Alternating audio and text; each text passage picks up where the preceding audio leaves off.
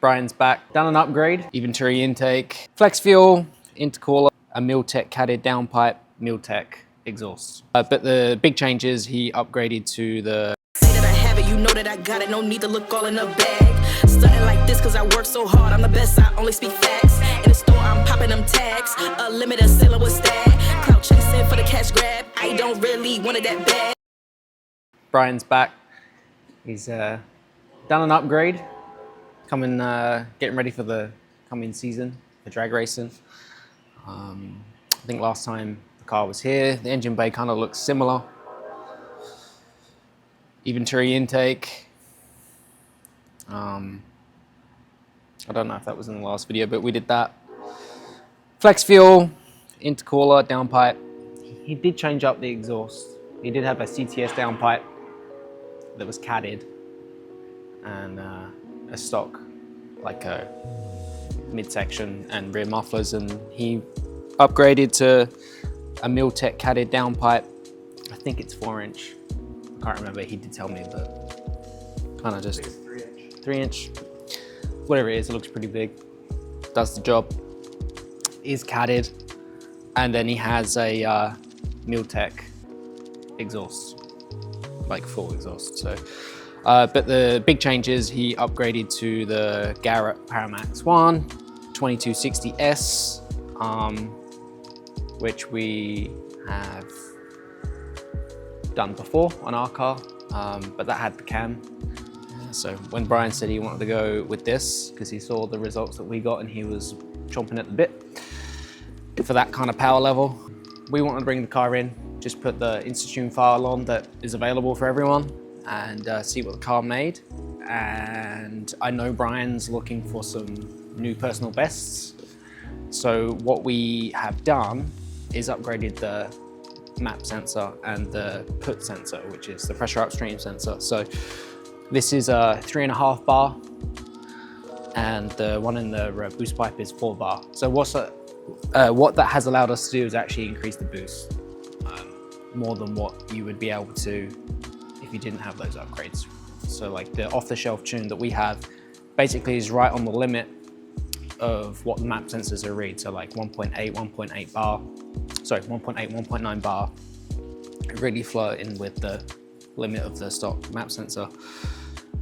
So upgraded those, we're running a little bit more boost, so we can make a little bit more power. And hopefully this season he'll be dominating.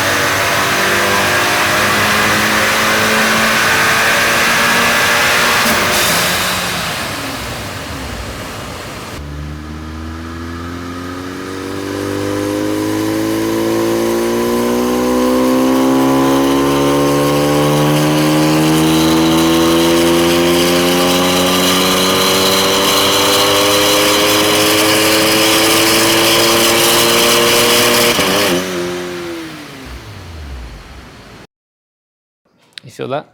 It's hot off the press. It's finished.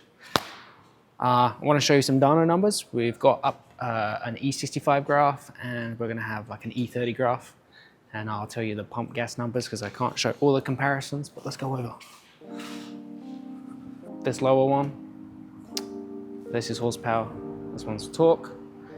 On E30, it made like 400, 393, let's say 400, we like to round up. And then like 375 foot-pounds. And then on E65, it made 431 and 400 foot-pounds of torque. So really impressive, great power band. On pump gas, it made around 370, that's on 93 octane, and around like 350 torques. So really impressive.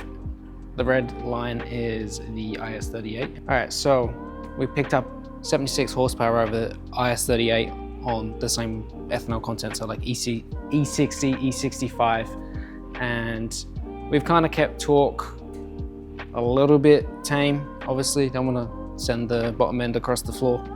So about 16 horsepower peak difference, but you'll notice all of the gain out back. So gave up a little bit of spool, but not a huge amount. Again, this car doesn't have the GLI cam, so that's a good test for us to have a bit more of an apples to apples comparison, because obviously when we did our turbo, it had the cam in it. And for the people that are a little bit more tech focused, just want to talk about the torque graphs and why the green graph, which is the 2260, looks the way it is, like it's super soft here.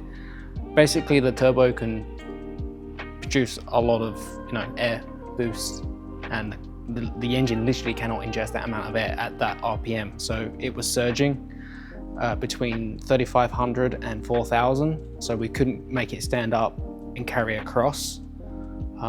So basically we had to kind of dial in the boost so it's a little bit tamer between 3 and 3,500 RPM. So that's why that graph kind of looks like that. And then obviously the turbo can push a little bit more and doesn't roll over as fast. So we managed to get it to go to 7,200, whereas the IS38 would be done around 6,800, 6,900 RPM. So he gained a little bit of RPM as well, which will help for drag times. Yeah, I think Brian will be stoked, and hopefully it goes super fast this season.